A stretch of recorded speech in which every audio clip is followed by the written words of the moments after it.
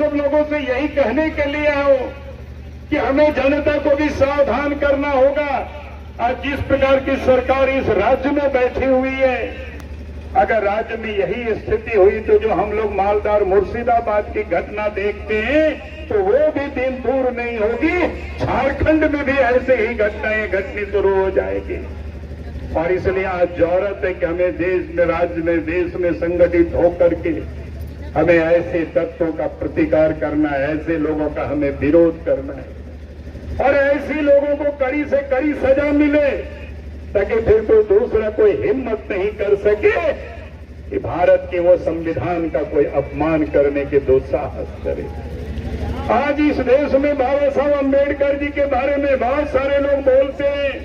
Congress party मानो कहते हैं कि उनके संविधान लेकर के घूमते हैं, लेकिन उस संविधान के उन्होंने क्या किया है?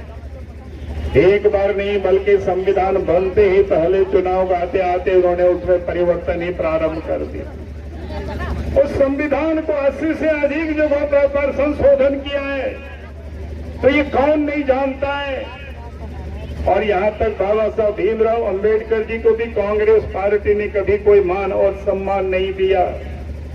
उनको आज अगर भारत रत्न से भी सम्मानित किया गया तो उस समय जब देश में विश्वनाथ प्रताप सिंह प्रधानमंत्री होते थे, अटल जी अडवाणी जी के सहयोग से सरकार चलती थी, तब बाबा साहब भीमराव अंबेडकर जी को भारत रत्न से उनको सम्मानित किया गया।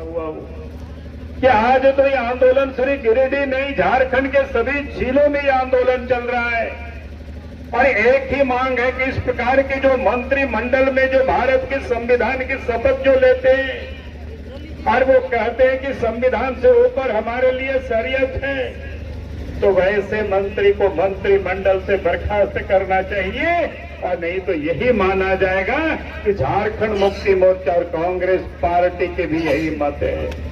और यही कहने के लिए, यही बताने के लिए आज आपने देखा होगा कि इस प्रकार से पिछले दिनों जब से इस प्रदेश में जेएमएम कांग्रेस और राजद गठबंधन की सरकार बनी है, तब से राज्य में सांप्रदायिक दंगे, राज्य में सांप्रदायिक झगड़े बढ़ रहे हैं। चाहे सरस्वती पूजा का विसर्जन हो, चाहे दुर्गा पूजा का विसर्जन हो, चाहे रामनवमी का जुलूस हो, चाहे वो सरहुल के जुलूस हो, उन जुलूसों में विघ्न पैदा करना, आपत्ति करना, ये आम सी बात हो गई। और सरकार किस प्रकार से तुष्टीकरण करती है।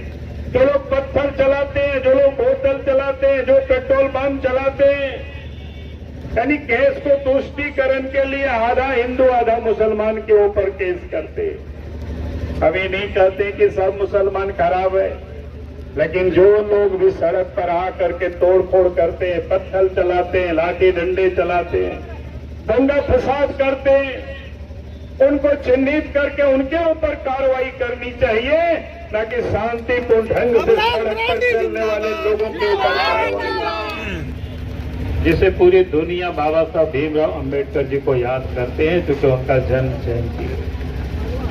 और बाबा साहब अंबेडकर जी की जो इस देश को जो देन है वो भी किसी से छुपा हुआ नहीं है। लेकिन उसी दिन इस राज्य के एक मंत्री हफीजुल हसन अंसारी जी ने, उन्होंने क्या कहा कि जो बाबा साहब के द्वारा रचित जो संविधान है उस संविधान को नहीं मानते, संविधान से ऊपर वो शरिया को मानते हैं। और उन्होंने कहा कि जो बात दिल में होती है वो जुबान पर निकल आता है। और उसके बाद की घटना को आप सबको ध्यान में, अगर आप सबने देखा होगा सोशल मीडिया में भी, उन्होंने यहाँ तक हिंदू और मुसलमानों के बीच में तफरका पैदा करने के लिए, लोगों को भड़काने के लिए उन्होंने जिस शब्दों का उन्होंने प्रयोग किया है वो शब्द आप सबने देखा होगा, कोई छुपा हुआ नहीं है। सोशल मीडिया में आज भी वो घूम रहा है। उन्होंने कहा कि भाई मुसलमान कोई कब्र में नहीं है, यानी बाहर आएंगे तो मारकाट करेंगे। इस प्रकार की अगर एक मंत्री, जो झारखंड सरकार के कैबिनेट मंत्री वो बोलते हैं तो आप समझ सकते हो यानी वो सरकार की सहमति। कांग्रेस पार्टी इस राज्य में उनकी भी सरकार में शामिल है।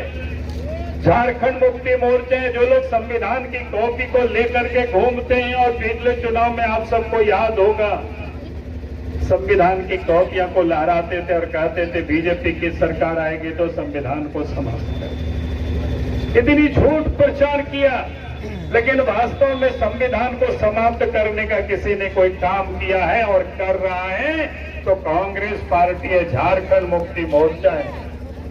भारतीय जनता पार्टी ने तो बाबा साहब भीमराव अंबेडकर जी को सम्मान दिया और आज भी देश के प्रधानमंत्री नरेंद्र मोदी जी संविधान दिवस भी हम मनाते हैं, तो ये भी शुरुआत किसी ने किया है तो इस देश के प्रधानमंत्री नरेंद्र मोदी जी ने किया है।